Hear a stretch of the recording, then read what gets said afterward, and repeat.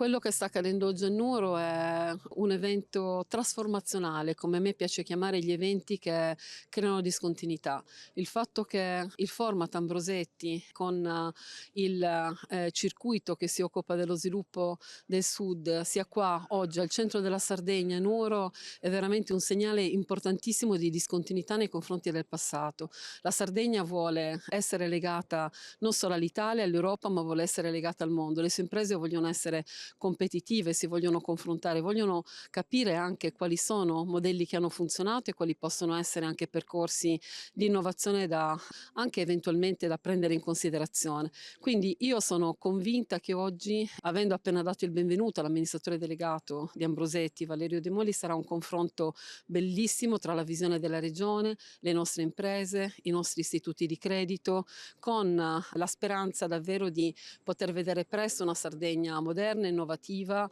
e finalmente capace di prendersi il suo ruolo in Italia, in Europa e nel mondo.